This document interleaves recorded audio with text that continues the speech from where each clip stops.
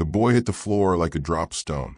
1 second, 18-year-old Ethan Blackwood was sitting at table 7 in the Silver Spoon Diner, fork halfway to his mouth. The next second, his body went rigid. The fork clattered against his plate. His eyes rolled back until only the whites showed. Then he collapsed. The sound, bone and flesh striking hardwood, made everyone freeze. His father lunged forward, chair crashing backward. Ethan, Ethan. The scream tore through the morning quiet like a gunshot. Ethan's body convulsed violently. His back arched off the floor. His arms jerked in sharp, unnatural movements. Foam bubbled at the corners of his mouth. His jaw clenched so tight you could hear his teeth grinding together. Thomas Blackwood dropped to his knees, hands hovering over his son's shaking body, not knowing where to touch, how to help. His phone slipped from his trembling fingers and skittered across the floor. Someone call 911. Call 911 now. A woman screamed. Customers jumped back from their tables. A coffee cup shattered on the tile. Someone was crying. Someone else was already on the phone with emergency services, voice shaking. He's having a seizure. Please hurry, please. But here's the thing. Ethan hadn't been healthy in 14 months. 37 specialists had examined him. Doctors at Johns Hopkins, neurologists at Mayo Clinic, the best medical minds at Stanford Medical Center. They'd run every test imaginable: MRI, CT scans, genetic panels, blood work, spinal taps, experimental diagnostics. They'd tried experimental treatments that cost more than most people's houses. Thomas Blackwood had spent $30 million trying to save his son. $30 million. Nothing worked. Every treatment failed. Every specialist walked away confused. And now Ethan was dying on a restaurant floor in downtown Seattle, body convulsing with violence that made grown men look away. And across the dining room, standing frozen behind the counter with a coffee pot in her shaking hands, was a waitress named Maya Rodriguez.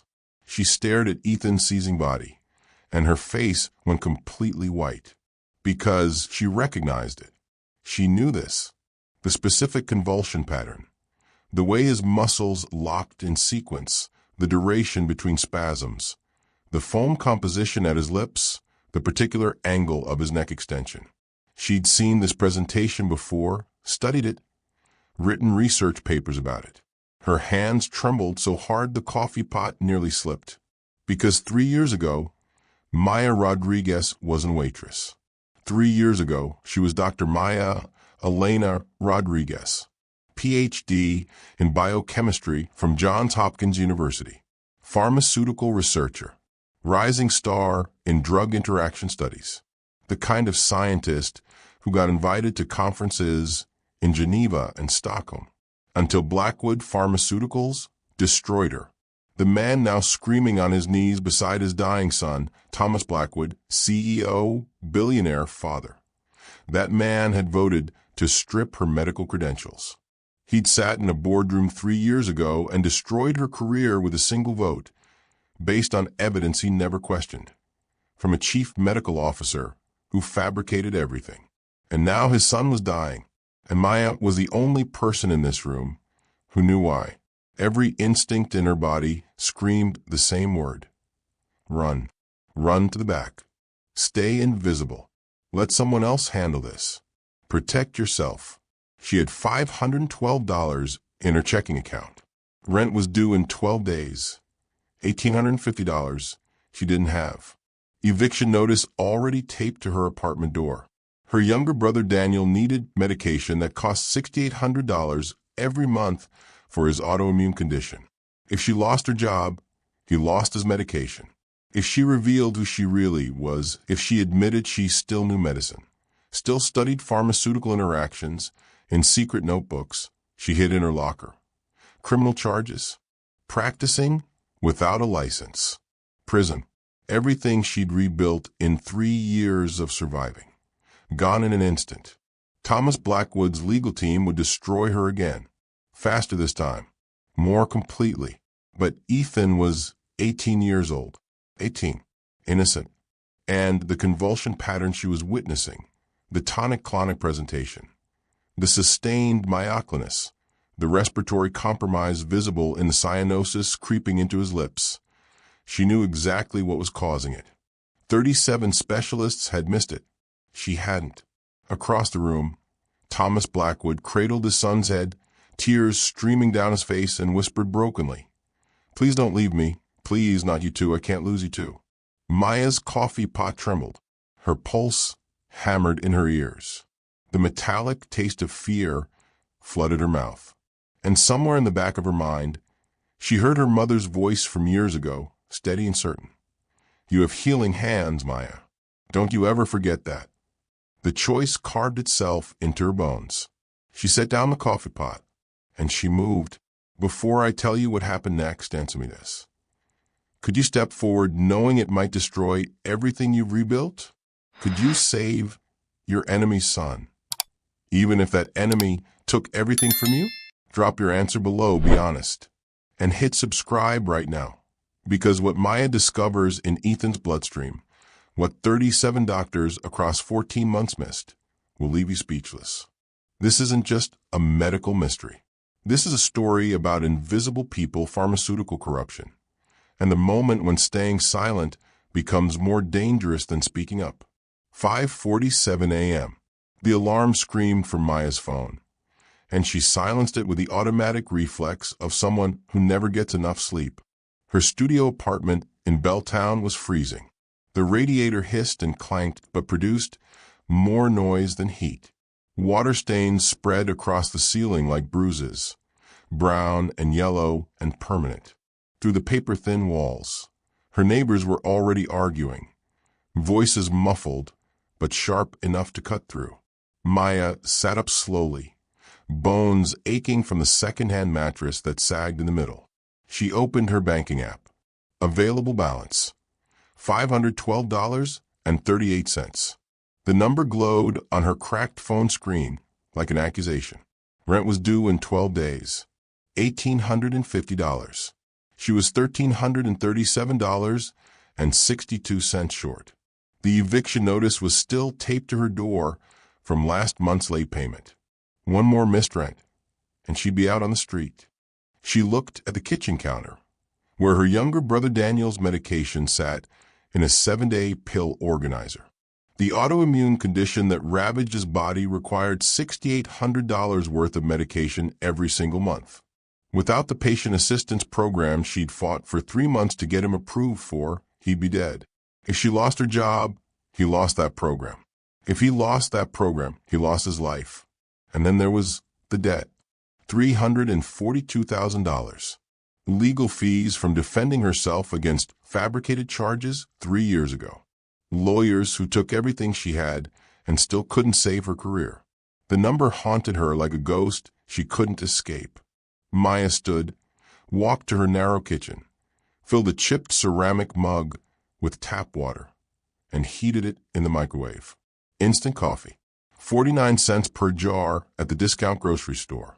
She stirred it slowly, watching the brown crystals dissolve.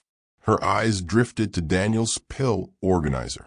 Without thinking, her hands moved over the medications with clinical precision. Her fingers touched each bottle, reading labels with the speed of someone who'd spent years in pharmaceutical research. Azathioprine, 50 milligrams twice daily. Prednisone taper schedule. Folic acid supplement to counteract methotrexate side effects. Her hands moved in small, unconscious gestures, measuring motions, calculation movements, the muscle memory of someone who once worked in laboratories surrounded by precision instruments. She caught herself and stopped. Don't think like a researcher. Think like a waitress. Stay invisible. She drank her instant coffee in silence as dawn broke cold and gray over Seattle. The bus ride to work took 42 minutes. Maya sat in the back, earbuds in, but no music playing, just silence to keep people from talking to her. The bus rolled past Seattle Medical Center, and she turned her face to the window. She'd presented breakthrough research in that building once. Conference room 4B, third floor. standing at a podium in front of 80 pharmaceutical researchers, presenting her findings on rare genetic variants and drug hypersensitivity. The Hutchinson Award for Pharmaceutical Innovation sitting on the table beside her notes. Colleagues shaking her hand afterward, calling her work revolutionary. That was 4 years ago, a lifetime ago. Now she cleaned tables and poured coffee and pretended she didn't know the difference between ACE inhibitors and ARBs. She arrived at the Silver Spoon at 7:15 a.m., 15 minutes early, like always. The diner smelled like fresh brewed coffee, bacon grease, and maple syrup, comforting smells that reminded her she was supposed to belong here now. Ryan Chun, the manager, was already restocking napkin dispensers. He looked up when she entered. "Morning, Maya. You're on Section 2 today. Gonna be busy. Microsoft people have a breakfast meeting at 8. She nodded, tied her apron, grabbed her order pad. The morning rush hit like a wave. Table 4, 2 lattes, 1 cappuccino, avocado toast, eggs Benedict, side of fruit. Table 7, black coffee, orange juice, stack of pancakes with blueberries, extra syrup. Table 2, green tea, oatmeal with honey, whole wheat toast. Table 9, espresso, scrambled eggs, hash browns, sourdough toast. 42 separate orders in 90 minutes. Maya never wrote anything down. She memorized every order, every modification, every allergy note, every preference. Her brain organized the information automatically. Pattern recognition and systematic recall honed by years of analyzing complex pharmaceutical data. Molecular structures with 30 variables, clinical trial results across hundreds of patients, drug interaction pathways with dozens of enzymes. Her mind was built for this kind of processing. Remembering who ordered decaf versus regular was nothing. Ryan noticed. He always noticed. "You've got the weirdest talent for remembering details," he said during the brief lull at 9:30. He was smiling, but there was curiosity behind it. "Seriously, Maya, you never mess up an order. Never write anything down. You ever think about college? You'd crush it." Maya's stomach tightened. She forced a casual smile. "Not in the cards, Ryan. Some of us have bills to pay." He shrugged, let it go. But she felt the weight of his curiosity. Too visible. Be more careful. During her break, Maya opened her locker in the back room.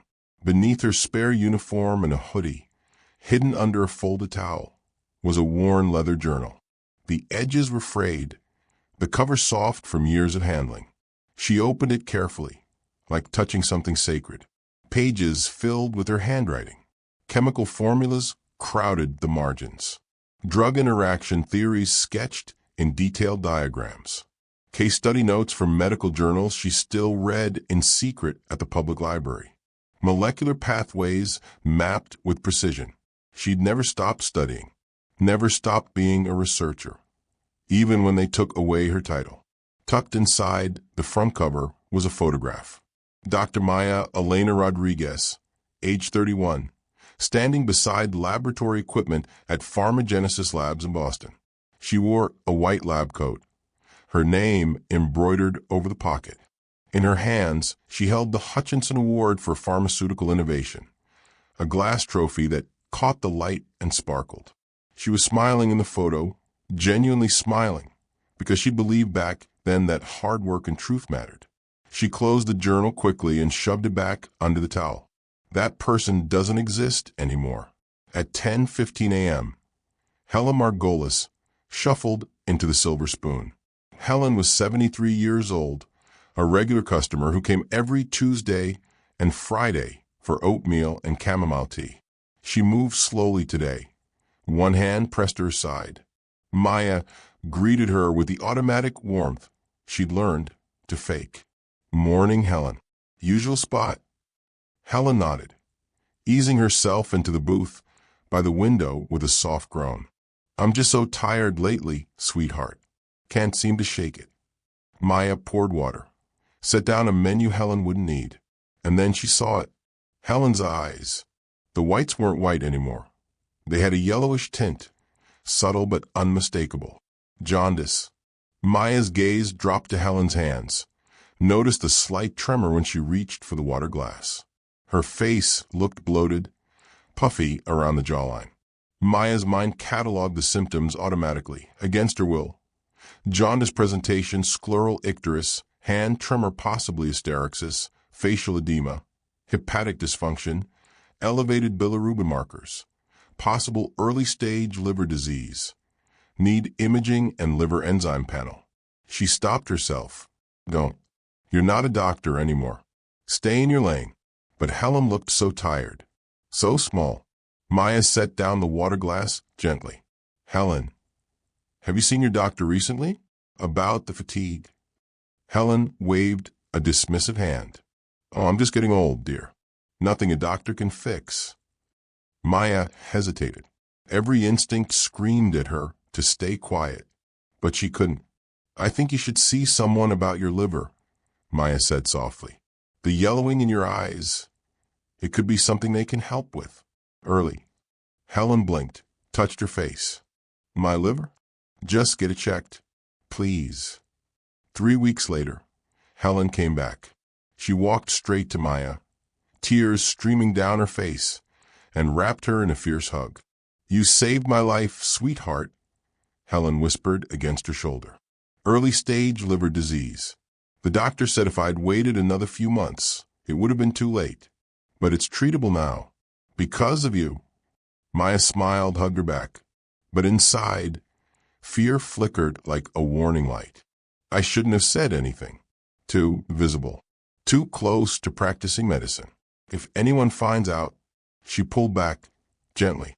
I'm so glad you're okay, Helen. And she walked back to the counter, heart pounding, reminding herself once again to stay invisible. 10:30 a.m. The black Tesla Model X pulled up outside the Silver Spoon, sleek and silent and impossibly expensive. Every server near the window stopped moving. Ryan straightened behind the register, eyes widening. That's Thomas Blackwood, he whispered. The name rippled through the staff like electricity. Thomas Blackwood, CEO of Blackwood Pharmaceuticals. Net worth $8.2 billion. His company manufactured medications in 73 countries. He had buildings named after him at 3 universities. Politicians took his calls, and he was walking into their diner.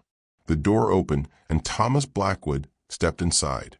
62 years old, impeccably tailored charcoal suit that probably cost more than Maya's annual salary.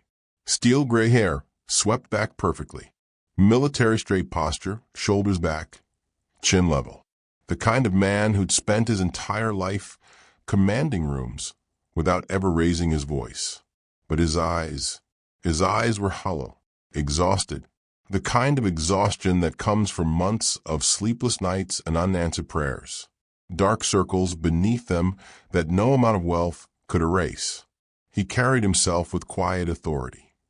But there was something broken beneath the polish, something fragile hiding under the expensive suit and confident posture. Maya watched him from across the dining room, and her hands went cold. She knew that face. She'd seen it 3 years ago, sitting across a boardroom table, casting the deciding vote that destroyed her life. He didn't recognize her. Of course he didn't. She'd been beneath his notice then, and she was invisible to him now. An elderly woman struggled through the entrance behind Thomas, arms full of reusable grocery bags. The door was swinging shut, about to hit her. Thomas turned immediately. He caught the door with one hand, held it wide open, and reached for her bags with the other. Let me help you with that, ma'am. Those look heavy.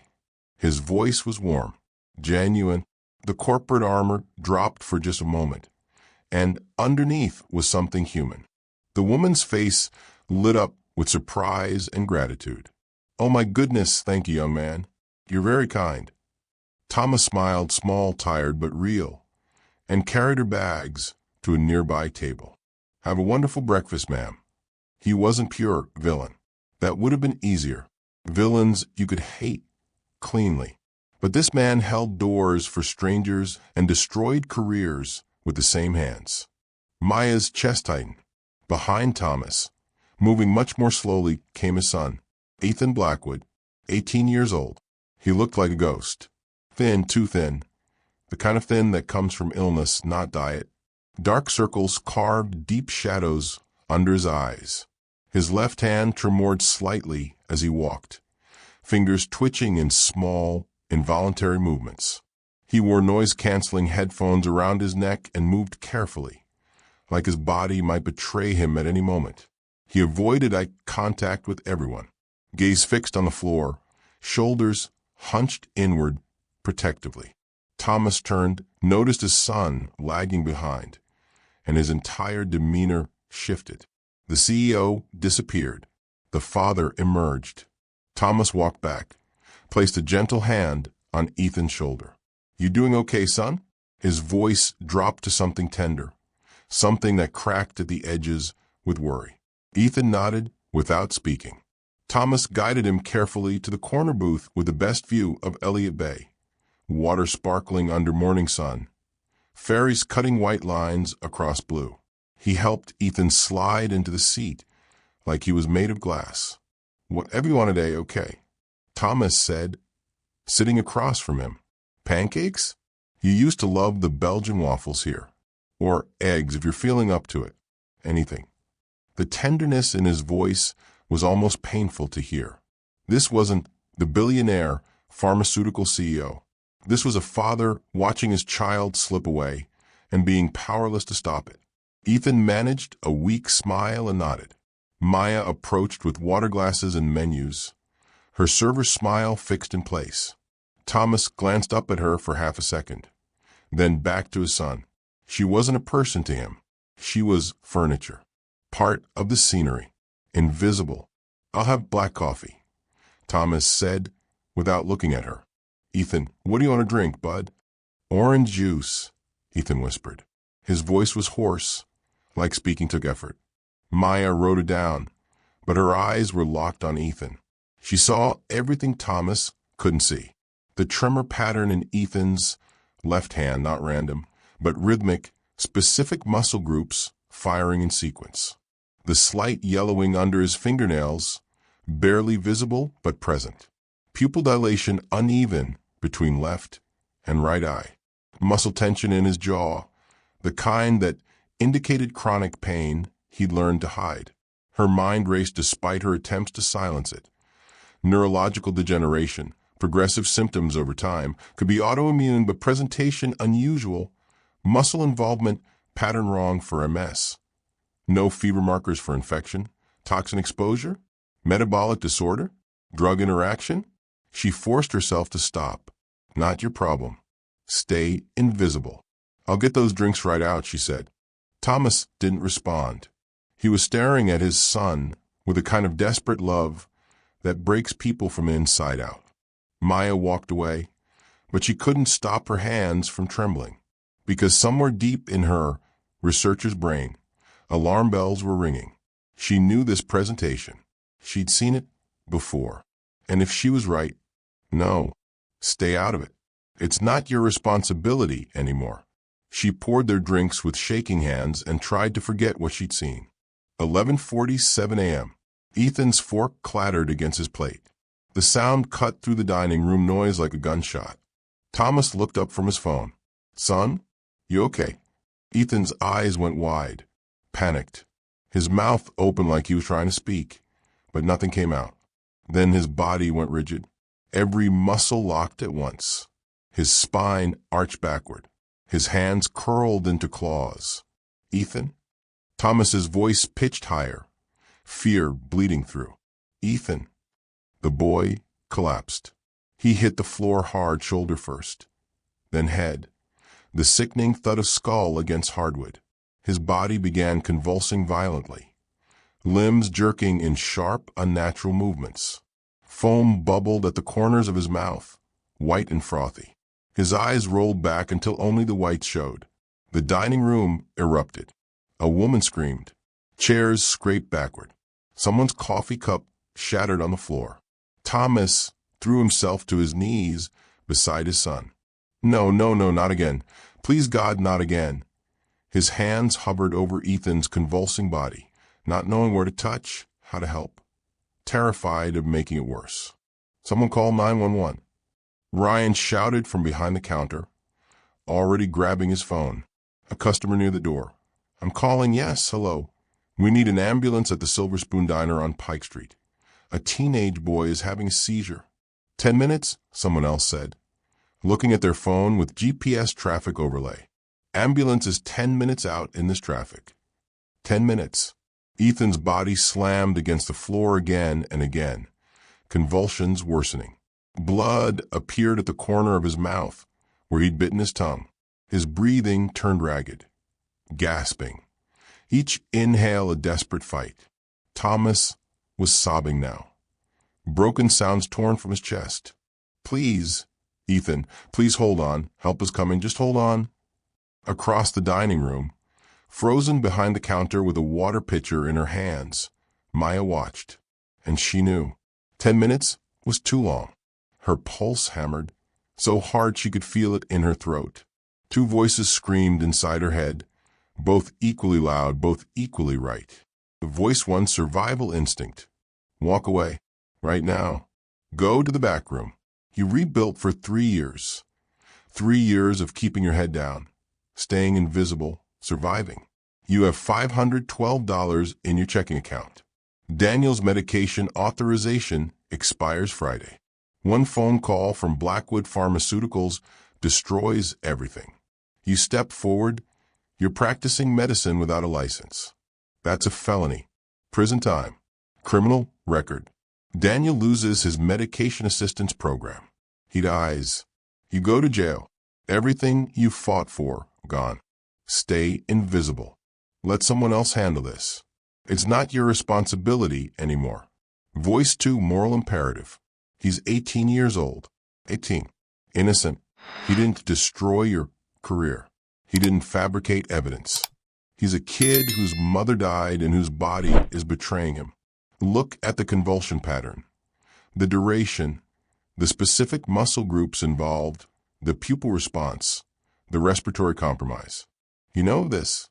You've seen this presentation in case studies. 37 specialists missed it, but you didn't. You became a researcher to save lives.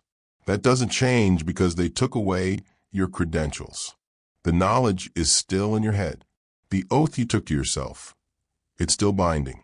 You can help him. You're the only one here who can. The two voices tore at her from opposite directions. Her hands trembled so violently the water pitcher shook. The metallic taste of fear flooded her mouth. Her vision tunneled. She felt like she was drowning. 10 feet away, Ethan's body convulsed harder. His breathing stopped for 3 seconds. 4, 5. Thomas's scream. He's not breathing. Please, someone help him. And then Maya saw it. Ethan's hand, reaching out blindly through the seizure. Fingers grasping for his father, desperate and terrified. The universal gesture of a child seeking safety. Something broke inside her. Her mother's voice echoed from 15 years ago, steady and certain. The last thing she'd said before the cancer took her. You have healing hands, Maya. Don't you ever forget that. No matter what happens, no matter what they take from you, they can't take your knowledge. And knowledge without action is just cowardice dressed up as caution. Promise me you'll never be too afraid to help someone who needs you. Maya set down the water pitcher. Her hands stopped shaking. She moved. Maya tore off her apron and threw it on the counter. She pushed through the crowd of frozen customers with force. Step back, she commanded, her voice cutting through the chaos like a blade. Give me room. Everyone move back now. Not a request, an order.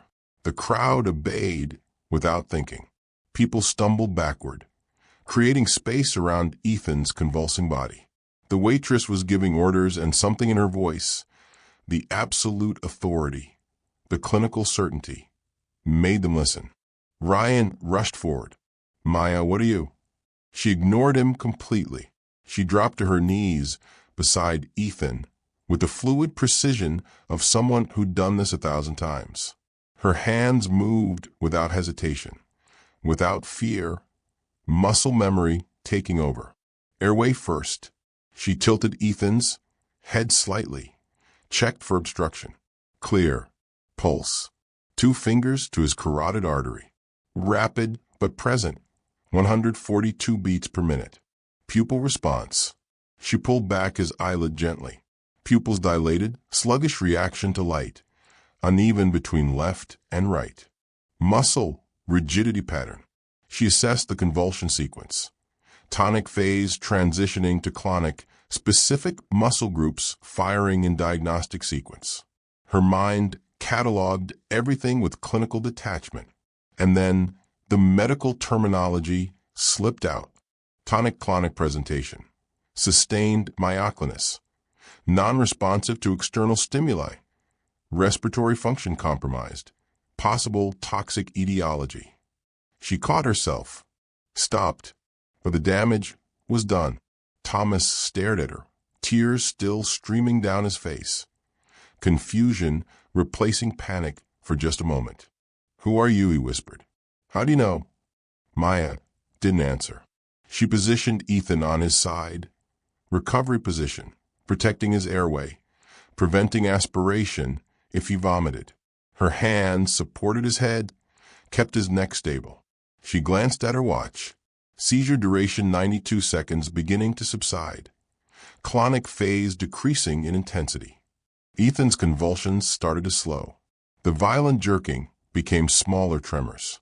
His breathing, ragged and desperate second ago, began to regularize. Respiratory function compromised but recovering. Maya continued, her voice steady and clinical. Postictal phase beginning. Expect altered consciousness for 3 to 5 minutes. Sirens wailed in the distance, growing closer. The paramedics burst through the door 90 seconds later. 2 of them, carrying equipment, moving fast. Maya looked up, and her briefing was instant and precise. 18-year-old male witnessed tonic-clonic seizure. Duration approximately 2 minutes 10 seconds. No airway obstruction. Pulse 142 and stabilizing. Pupils dilated and sluggish. Patient is postictal. Known seizure history per family. The lead paramedic stopped, stared at her. "You medical?" Maya hesitated for half a heartbeat. I took EMT courses years ago." The paramedic's eyes narrowed slightly. He didn't believe her, but he didn't have time to argue. He knelt beside Ethan, began assessment while his partner prepped the gurney. Maya stood slowly, backing away, her legs unsteady. She'd just exposed herself, in front of 40 witnesses, in front of Thomas Blackwood, in front of Ryan and her co-workers who'd just watched her perform emergency medical intervention with the expertise of a trained professional. She crossed a line she could never uncross. The paramedics loaded Ethan onto the gurney with practiced efficiency. His eyes were open now, glassy and confused, the typical post-seizure fog. Thomas climbed into the ambulance beside him, never letting go of his hand. But before the doors closed, Thomas turned back. He stepped down from the ambulance, walked directly to Maya, and pulled a business card from his wallet with trembling fingers. "Thank you," he said, his voice raw and broken.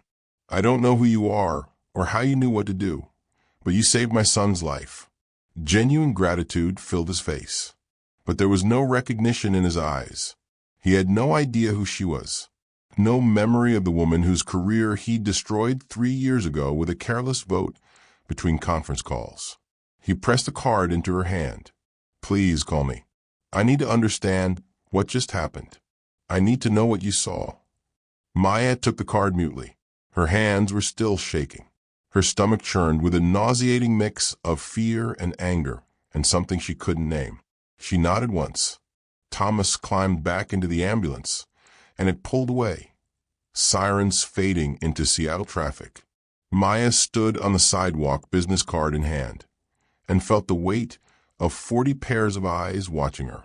Ryan was beside her in an instant. He grabbed her arm, pulled her away from the crowd, voice low and urgent. "Maya, what the hell was that? Are you some kind of doctor?" She forced herself to breathe. "I took EMT courses years ago. Basic stuff. I just instinct, I guess. I've seen seizures before. I knew what to do." "That wasn't basic EMT," Ryan said, eyes searching her face. "That was advanced medical assessment. You were rattling off terminology I've only heard on hospital shows." I panicked. "I don't know, I just said things I remembered from training." But she could see the suspicion in his eyes, in the eyes of the other servers watching from the doorway, in the faces of customers still lingering outside, whispering. She'd been invisible for 3 years. Now they were all looking at her, and she couldn't disappear. Maya just crossed the line there's no coming back from. She exposed skills she spent 3 years hiding. 40 witnesses saw her perform emergency medical intervention with the precision of a trained professional. Thomas Blackwood, the man who destroyed her career, just handed her his business card, completely unaware that the waitress who saved his son is the researcher his company annihilated. Before we continue, I need to know, in her position, would you have stayed invisible and protected yourself, or stepped forward and risked everything? Be honest, there's no right answer. But your choice says something about how you navigate power and survival. Drop it below, and here's why you need to subscribe. This story has 3 acts, and Act 2 gets dark. Thomas Blackwood is about to discover exactly who saved his son, and when he does, the choice he makes will shock you. If you're not subscribed, YouTube might not show you what happens next. Trust me, you don't want to miss the moment Thomas learns the waitress who saved Ethan is the same researcher his company destroyed 3 years ago. The confrontation that follows, it's brutal, it's honest, and it changes everything. Hit that subscribe button now. 2:34 a.m. Maya sat on the floor of her apartment, surrounded by papers, laptop glowing in the darkness. She hadn't slept, couldn't sleep. Her hidden research journal lay open beside her, pages filled with years of continued pharmaceutical study she'd never stopped conducting. Thomas Blackwood's business card sat on top, crisp and white, and impossible to ignore. She opened a new browser window and searched Ethan Blackwood condition. The results flooded her screen. Billionaire's son battles mystery illness. 14 months, no diagnosis. 37 specialists baffled by teen's degenerative condition. $30 million spent. Still no cure. The medical mystery of Ethan Blackwood. Maya clicked through article after article, absorbing every detail. Progressive muscle weakness starting 18 months ago. Unexplained seizures beginning at month 6. Neurological degeneration accelerating over time. Cognitive function intact. Ethan's mind was fine, but his body was failing him piece by piece. Standard tests all run. Comprehensive genetic panels testing for over 4,000 rare conditions. Autoimmune markers for lupus, multiple sclerosis, myasthenia gravis. Full toxicology screens. Infectious disease panels. Advanced imaging, MRIs, CT scans, PET scans showing brain activity. All negative. All normal. Treatments attempted, immunosuppressants, experimental gene therapy, intravenous immunoglobulin plasmapheresis, vitamin megadoses, chelation therapy for potential heavy metal toxicity. Nothing worked. Every treatment failed. Maya's mind worked through the differential diagnosis systematically, the way she'd been trained. Progressive neurological symptoms, seizures, muscle weakness.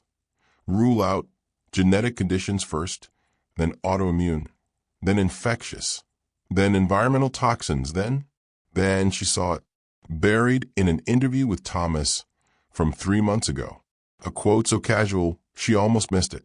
"We've tried everything," Thomas had told the journalist. Ethan takes anxiety medication prescribed after his mother died 2 years ago, plus all the experimental treatments. "We've consulted with doctors in 7 countries. I'd give anything to make this stop." Maya's blood ran cold. Anxiety medication. Prescribed 2 years ago. Still taking it.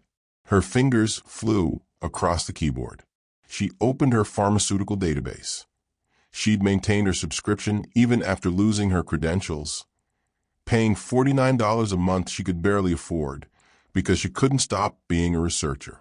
She searched Blackwood Pharmaceuticals' product line, cross-referenced with anxiety medications approved for adolescents.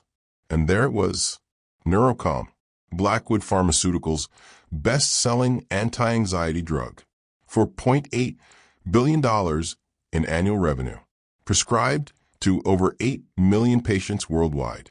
FDA approved for anxiety disorders, panic attacks, generalized anxiety. Maya opened another window, pulled up her own archived research from 5 years ago, the research that had gotten her destroyed.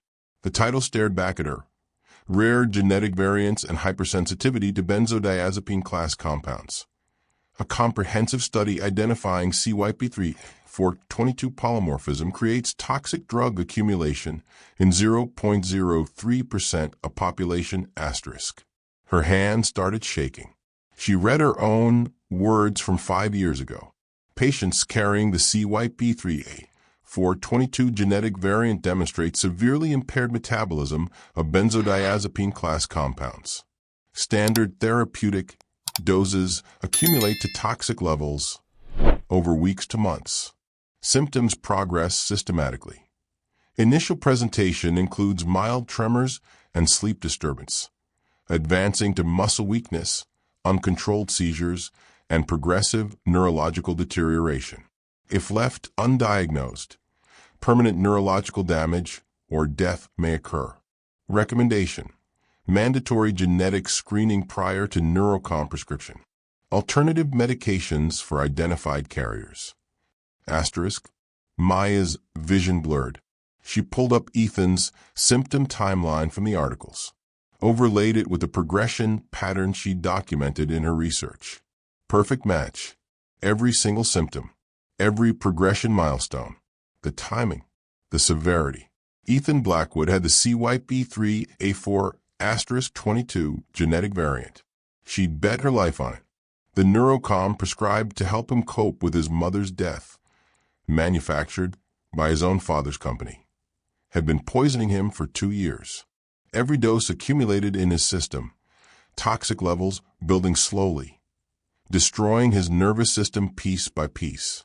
The cure was the poison. $30 million spent on specialist treatments, experimental therapies, flying to Johns Hopkins, Mayo Clinic, Stanford, consulting with the best medical minds in 7 countries. And the entire time, the answer was simple. Stop giving him the medication. Maya's hands shook so violently she could barely type. And the worst part, the part that made her want to scream, was that she'd predicted this exact scenario 5 years ago. Her research had identified the risk. She'd recommended genetic screening protocols. She'd pushed for warning labels, and Blackwood Pharmaceuticals had buried it.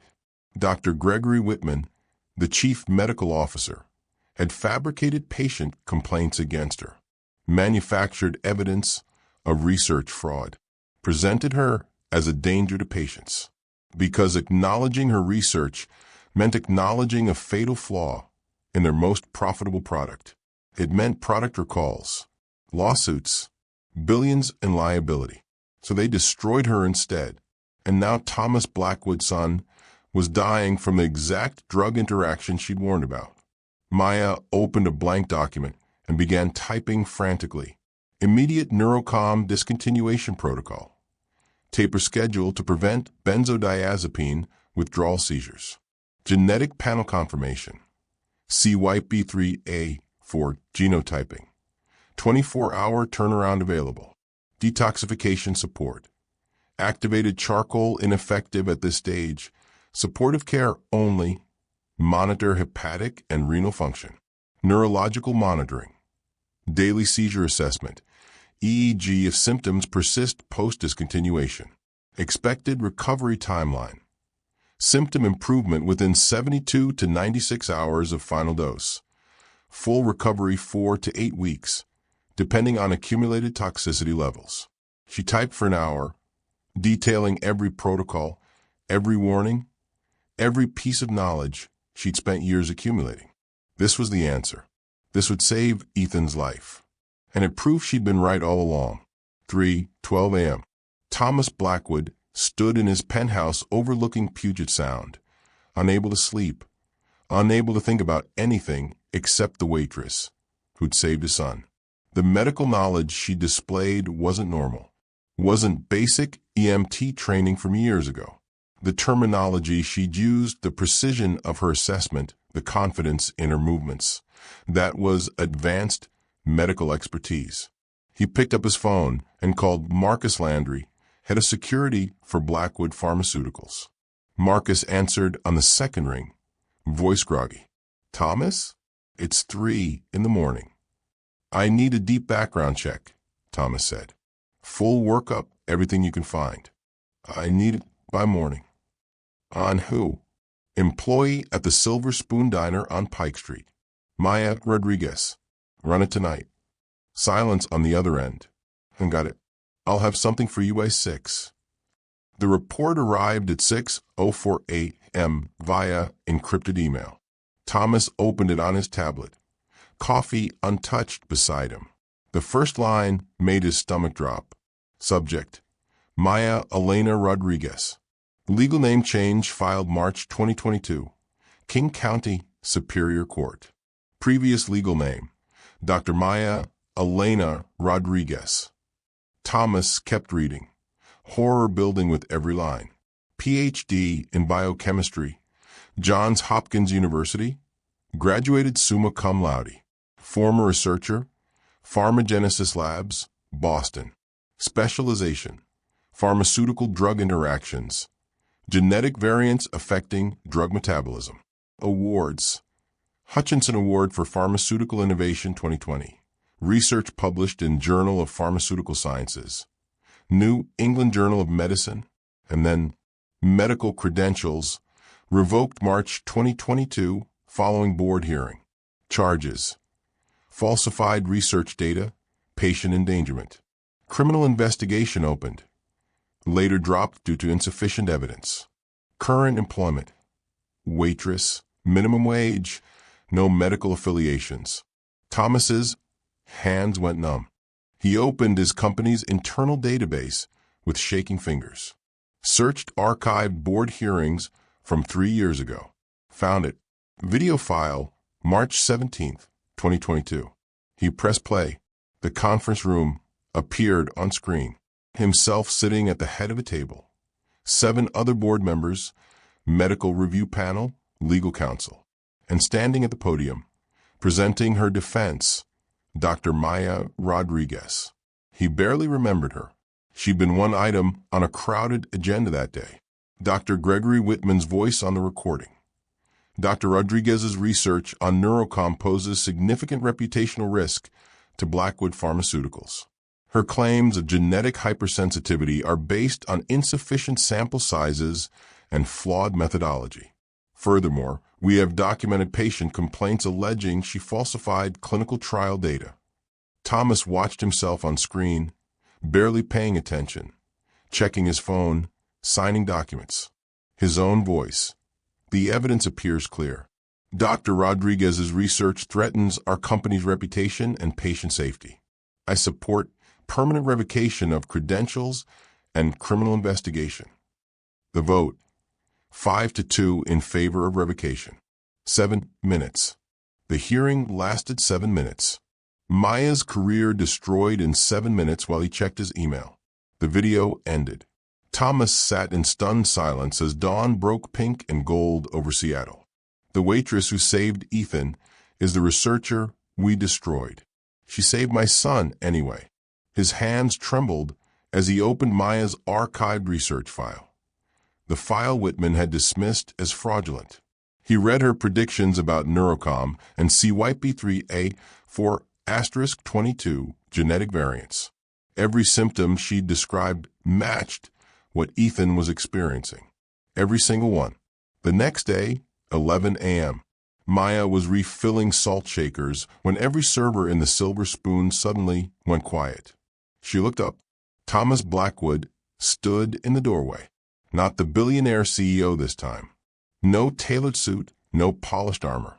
He wore jeans and a casual jacket, looking exhausted and vulnerable and utterly human. Every server stopped moving. Customers turned to stare. Thomas walked directly to Maya, ignoring everyone else. "I need to speak with you," he said quietly. "Privately, please." Not a command, a request. Maya's heart hammered against her ribs. He knows. He figured it out. This is it. Criminal charges, prison, everything destroyed. Ryan materialized beside them. "Mr. Blackwood, if there's a problem with service." "No problem," Thomas said, eyes never leaving Maya's face. "I just need 5 minutes of her time. It's about my son." Maya's throat felt like it was closing, but she nodded. They walked to the storage room in silence. Shelves of canned goods, 50-pound flour sacks, industrial cleaning supplies. Fluorescent lighting hummed overhead. The smell of dried herbs and cardboard. Thomas closed the door. He turned to face her, and the exhaustion in his eyes was devastating. "You're Dr. Maya Rodriguez," he said. Simple, direct, no deflection. 3 years ago, I voted to revoke your medical credentials based on evidence presented by my chief medical officer. I didn't investigate the claims. I didn't read your research. I trusted the system, trusted my advisors, and cast my vote in 7 minutes between conference calls. He paused, jaw working. "And I destroyed your life." Maya felt something crack open inside her chest. 3 years of rage poured out. "You voted to destroy me in 7 minutes," she said, her voice shaking but controlled. "I'd spent 8 years on that research. 8 years of clinical trials, patient studies, peer review, data analysis. And you destroyed it in 7 minutes. Her hands clenched into fists. "Dr. Whitman told you I was dangerous, and you never questioned him, never read my research, never asked if the patient complaints were real. You just signed off because it was easier than doing your job." Thomas flinched, but didn't interrupt. "My career ended that day," Maya continued, voice rising. "Criminal charges filed. $342,000 in legal fees trying to prove I didn't fabricate data. Charges eventually dropped, but by then my reputation was annihilated. Blacklisted from every pharmaceutical company, every research institution, every hospital." Tears burned her eyes, but she refused to let them fall. "I work minimum wage jobs now. I'll pour coffee and clean tables and pretend I don't know the difference between pharmacokinetics and pharmacodynamics, because no one will hire me. No one will even look at my resume." Her voice broke. "You took everything from me with one careless vote." Thomas's face was gray. "You're right," he said hoarsely. "I was arrogant, lazy, and callous. I can't undo that. I can't give you back the 3 years you lost or the career I helped destroy." He pulled out his tablet with trembling hands. "But I'm here because Ethan is dying. 37 specialists have failed. And you," his voice cracked, "you recognized something in that restaurant. Something no one else saw." He held out the tablet. "I need to know what you saw. Please." Maya stared at him. "Why would I help you?" "Because despite what I did to you, you saved him anyway," Thomas said. "You could have walked away. You should have walked away. But you didn't. That tells me who you are." He stepped closer. "I'm not asking as a CEO. I'm asking as a father who's watching his son die and doesn't know how to stop it." Maya looked at the tablet. Every instinct screamed to refuse to walk away, to let Thomas Blackwood feel helpless the way she'd felt helpless for 3 years. But Ethan's face flashed in her mind. 18 years old, innocent. She took the tablet. Ethan's complete medical records. Test results, imaging, treatment history, medication lists. Her eyes scanned with clinical precision, years of training taking over. She scrolled through pages of data and then stopped. Current medications. Neurocom, 10 milligrams daily. Prescribed September 2023. Her expression changed. Confirmation. He's taking Neurocom, she said quietly. Your company's drug. Thomas nodded. For anxiety. After his mother died 2 years ago. Maya looked up and her eyes were hard. Ethan has CYP3A4*22 genetic polymorphism. It's rare, 0.03% of the population.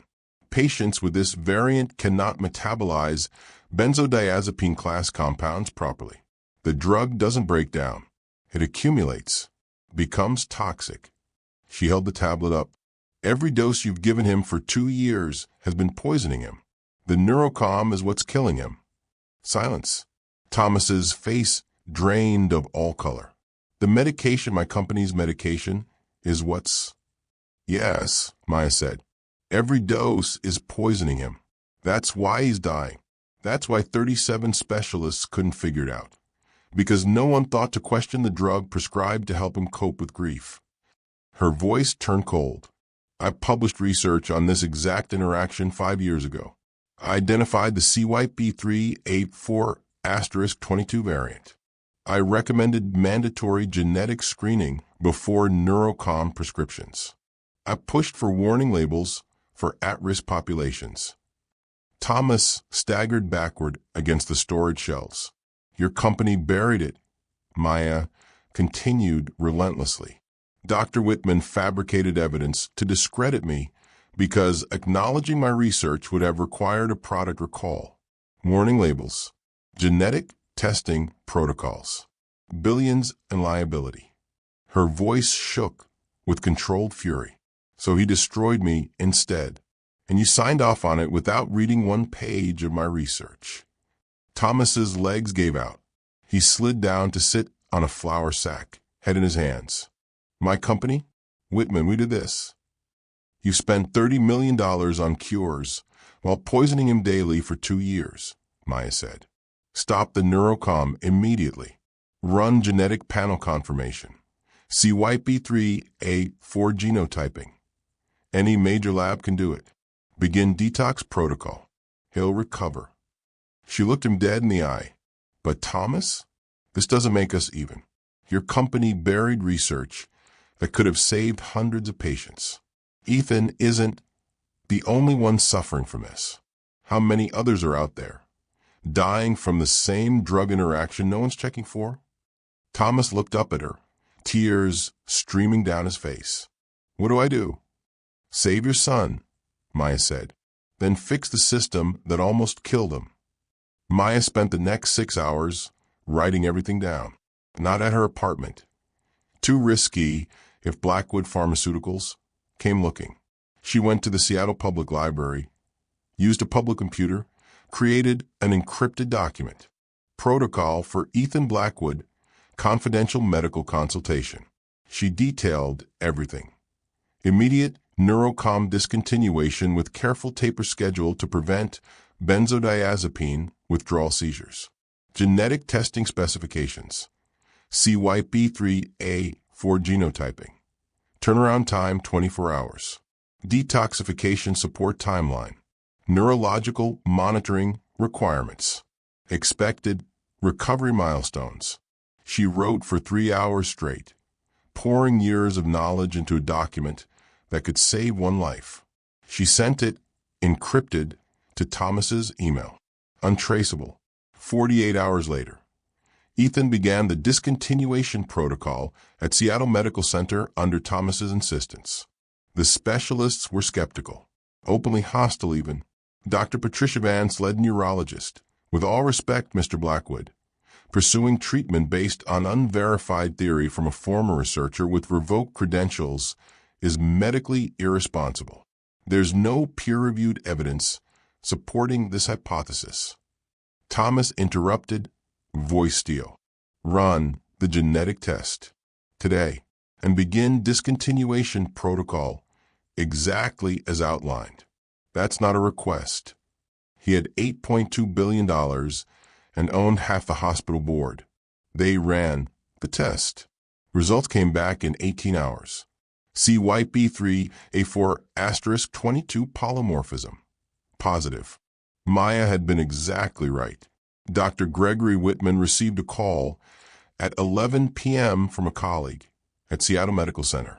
Greg, you need to know Thomas Blackwood's son is being treated based on protocols that look exactly like Maya Rodriguez's old research on neurocom interactions.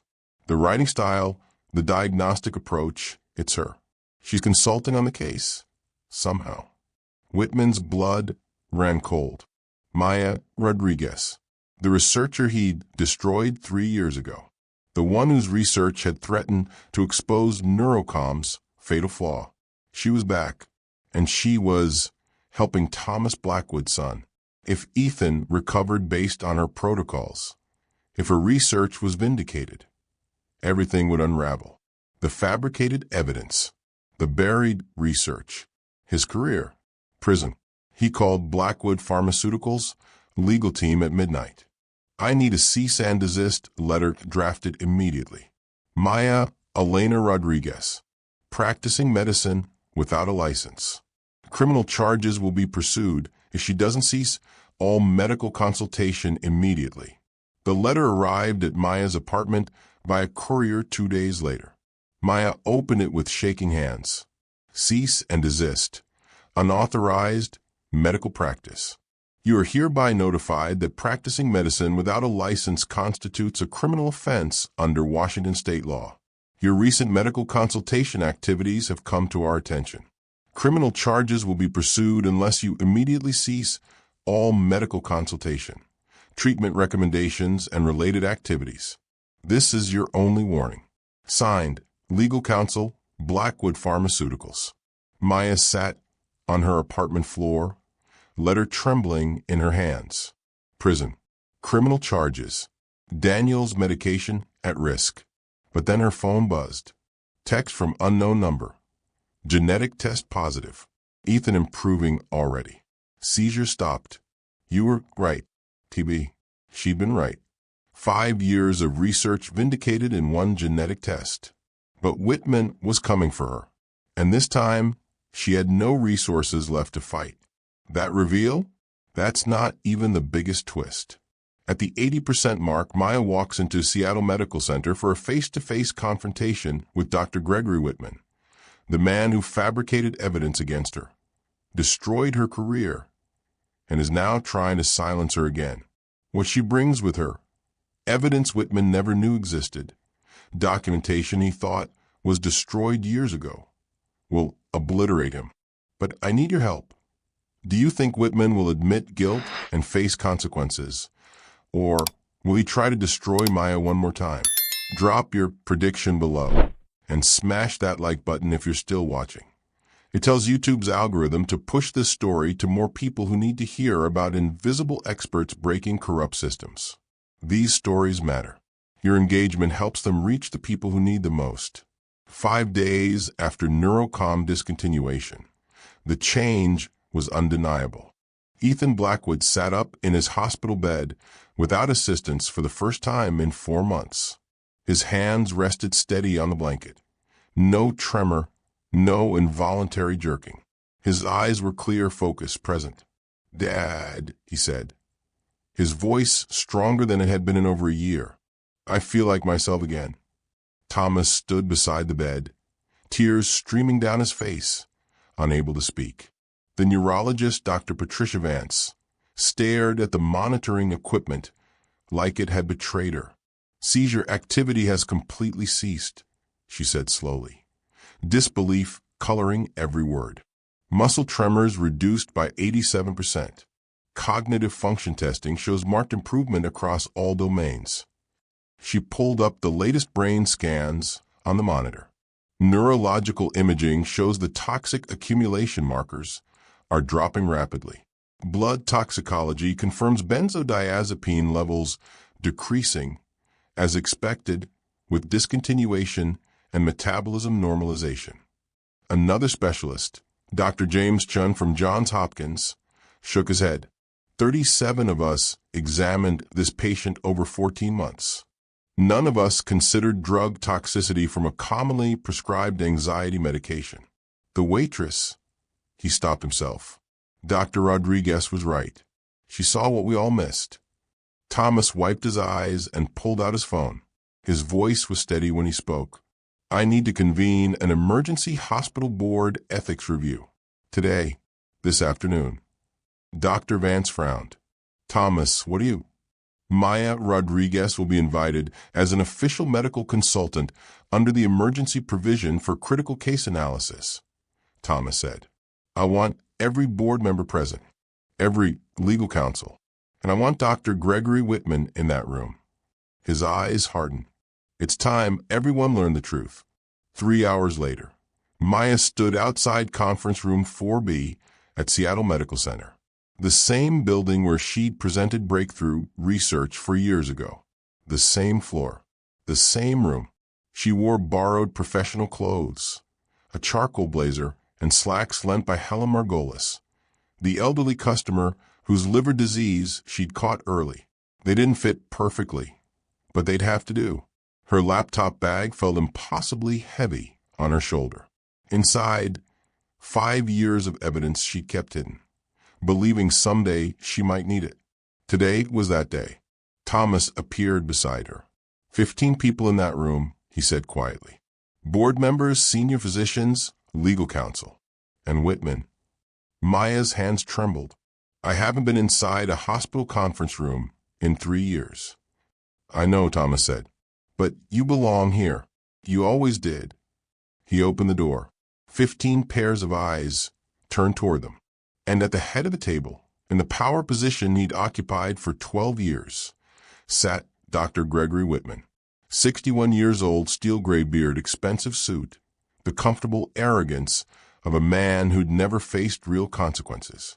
His eyes narrowed when he saw Maya. Recognition flashed across his face, followed immediately by calculation.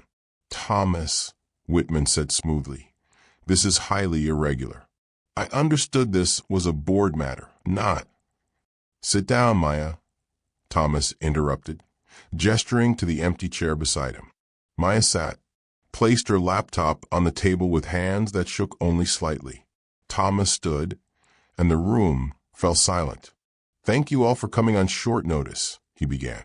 I've called this emergency ethics review because my son is alive due to medical intervention that exposes serious failures in our pharmaceutical oversight and board governance. He turned to face Maya. This is Dr. Maya Elena Rodriguez, PhD in biochemistry from Johns Hopkins University, former pharmaceutical researcher specializing in rare genetic variants and drug metabolism, author of award-winning research published in the New England Journal of Medicine and the Journal of Pharmaceutical Sciences. Whispers rippled through the room. Thomas's voice grew harder. 3 years ago, Dr. Rodriguez's medical credentials were permanently revoked based on evidence of research fraud presented to the medical board. Evidence that I now know was fabricated. The whispers grew louder. Dr. Rodriguez is the reason my son is alive today, Thomas continued, voice shaking.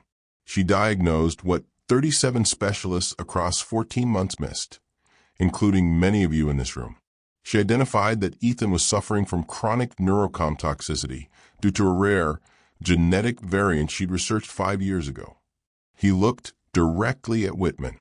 Research that Blackwood Pharmaceuticals buried. Research that I helped destroy. Thomas's voice cracked. I am the man who voted to revoke her credentials without investigating the truth. I cast that vote in 7 minutes between conference calls because it was easier than doing my job, and I destroyed an innocent woman's career. Complete silence now. Whitman leaned forward, his voice smooth and controlled. Thomas, I understand you're grateful to Ms. Rodriguez for her assistance, but this is highly irregular. She has no current medical credentials, no legal standing to present. I have evidence, Maya said calmly, interrupting him. Every eye turned to her. She opened her laptop, fingers steady now, and connected to the room's projection system. Documents appeared on the large screen at the front of the room. 5 years ago, Maya said, her voice clear and clinical, I submitted comprehensive research to Blackwood Pharmaceuticals on CYP384*22 genetic variant hypersensitivity to benzodiazepine class compounds, specifically Neurocom. She clicked to the next slide. Her original research submission, time-stamped and documented.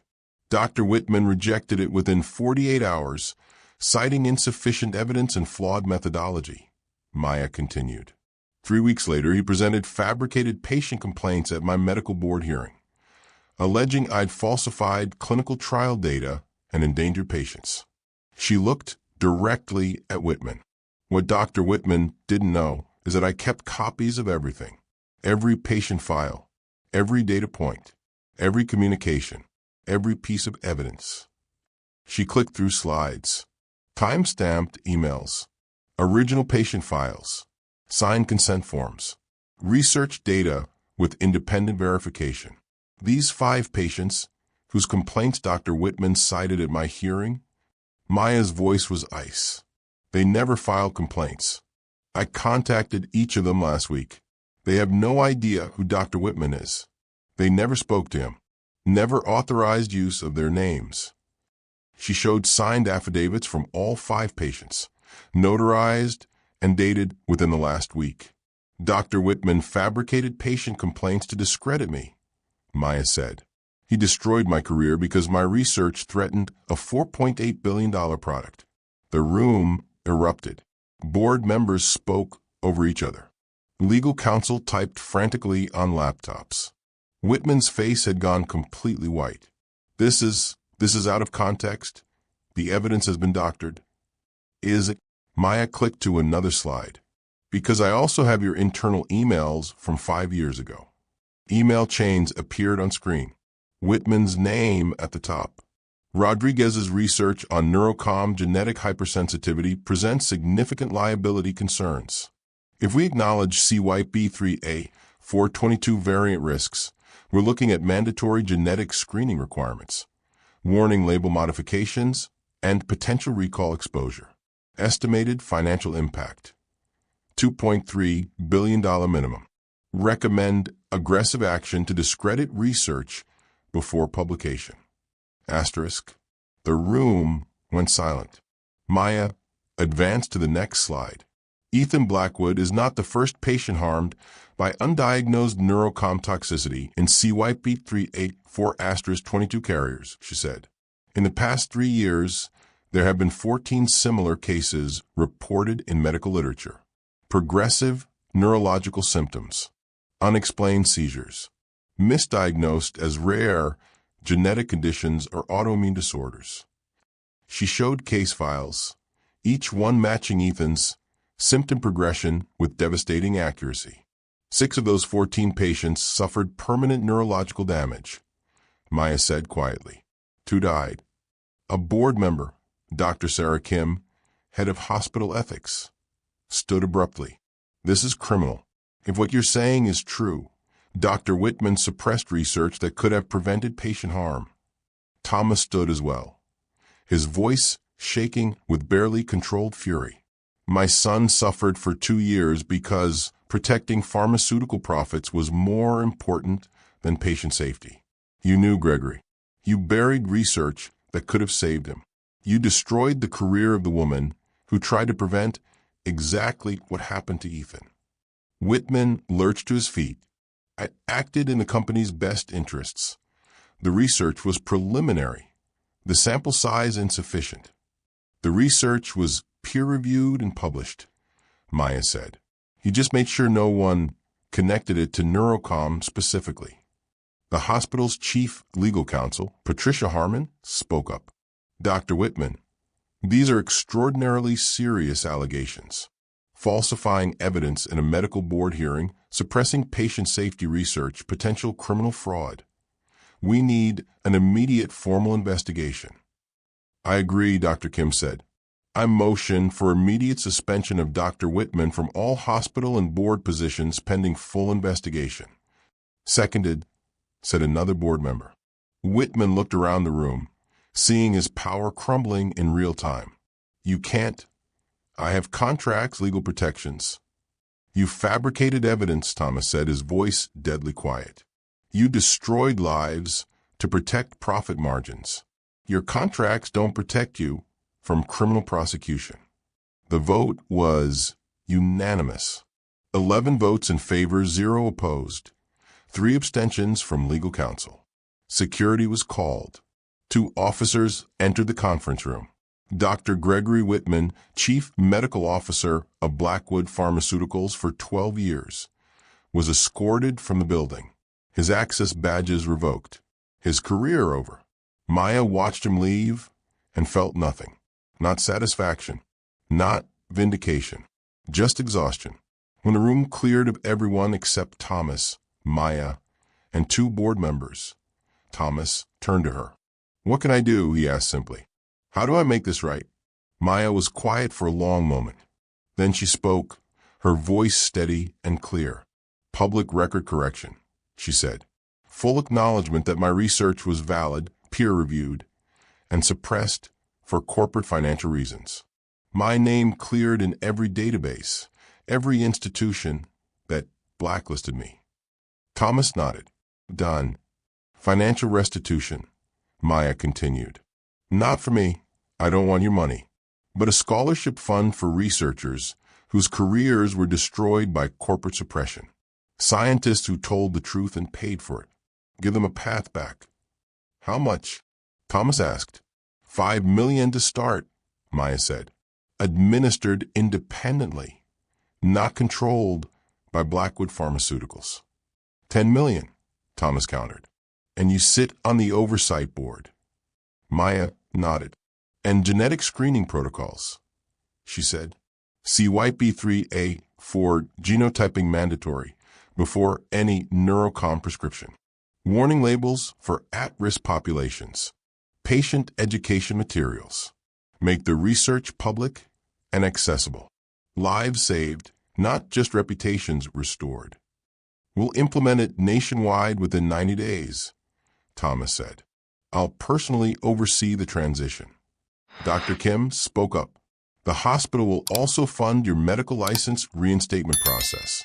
Dr. Rodriguez, your credentials should never have been revoked. Thank you, Maya said quietly. Then she looked at Thomas. One more thing.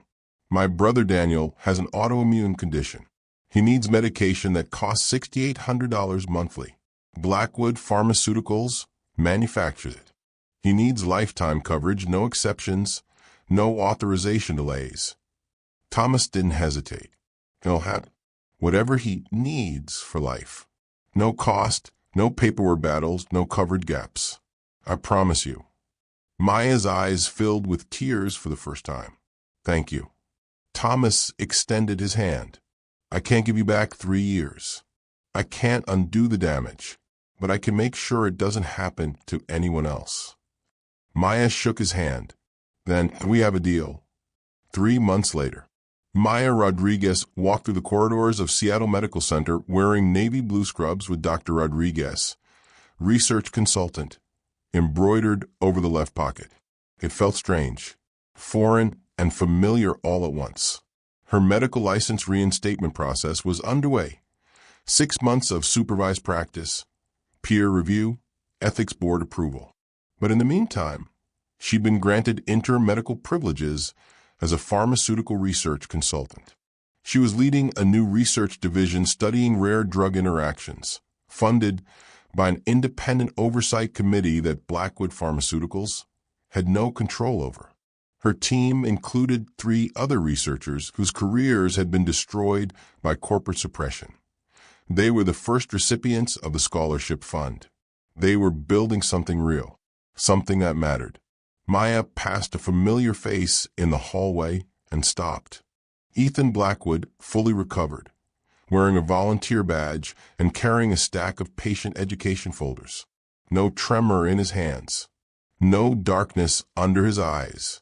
Just an 18-year-old kid who looked healthy and whole. Dr. Rodriguez, he called out, grinning. I was just bringing these to your office. The new genetic screening pamphlets came in. Maya smiled. "Thanks, Ethan. How are you feeling?" "Good," he said. "Really good. I started college classes this semester. Biology major. Thinking about med school, actually." "You'd be great at it," Maya said sincerely. Ethan's expression grew serious. "I know I've said this before, but thank you for risking everything to help me. I know what it cost you." Maya squeezed his shoulder. "You would have done the same." Thomas appeared around the corner, and the change in him was striking. He'd stepped down as CEO of Blackwood Pharmaceuticals 2 months ago, handing operational control to a new executive team with strict ethics oversight. He still owned the company, but he was no longer running it. Now, he worked on pharmaceutical reform full-time, lobbying for stronger research transparency laws, funding independent drug safety studies, speaking at medical conferences about corporate accountability. He and Ethan had started family therapy, grief counseling for the wife and mother they'd lost, learning how to be vulnerable with each other, learning how to heal. "Maya," Thomas greeted her. "Board meeting still on for 2 o'clock? "I'll be there," she confirmed. They work together now. Not friends. Exactly, too much history for that. But partners in something bigger than either of them. The investigation into Dr. Gregory Whitman had uncovered something far worse than anyone anticipated. 11 other researchers. 11 careers destroyed over 12 years. All of them had published findings that threatened Blackwood Pharmaceuticals' profit margins. All of them had been systematically discredited with fabricated evidence. Criminal fraud charges had been filed. Whitman's medical license permanently revoked. He was facing 5 years in federal prison, with trials scheduled for next spring. Maya had been contacted by 6 of the 11 researchers. They were rebuilding their careers too, with a scholarship fund support. One of them was joining her research division next month. Daniel's medication arrived like clockwork now. No prior authorizations, no coverage gaps, no fighting with insurance companies at 2 a.m. while he suffered. His autoimmune condition was stabilizing under proper treatment. He'd gained back the weight he'd lost, started working part-time at a bookstore, had hope for the first time in years. Maya still flinched sometimes when executives in expensive suits entered conference rooms. Still woke at 3 a.m. occasionally, heart pounding, reliving the board hearing where her career had died. Therapy helped. Slow. She didn't trust easily anymore. Probably never would. But now, when powerful people underestimated her, she didn't look away. She met their eyes. She used her voice. And that was something. Maya's journey from invisible to unstoppable took 3 years of surviving, 12 days of risking everything, and one choice to step forward when staying silent was safer. But here's what I didn't tell you at the beginning. This is story number 23 in my Hidden Genius series.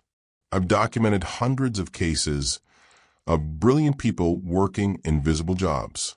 PhDs driving rideshare, former surgeons cleaning houses, engineers stocking shelves at retail stores, lawyers serving coffee, concert pianists washing dishes. Every single one has a story that will restore your faith in the invisible people society trains us to overlook. If you made it this far, you're part of the 7% who watch until the end. That means something. It means these stories matter to you as much as they matter to me. Here's how you can help. Subscribe if you haven't already. Leave a like. Comment below with what struck you most about Maya's story. Was it her courage to step forward despite the risks? Her expertise that 37 specialists missed? Or the moment Thomas admitted his guilt and chose to make it right? YouTube rewards channels when engaged viewers like you take these simple actions. You're like, your comment, your subscription. They tell the algorithm that stories like Maya's deserve to reach more people. And drop below. What hidden skill do you have that would shock people who only see your job title? Are you The retail worker with an engineering degree? The Uber driver with an MBA? The janitor who speaks 5 languages? I read every single comment. Your story might be next.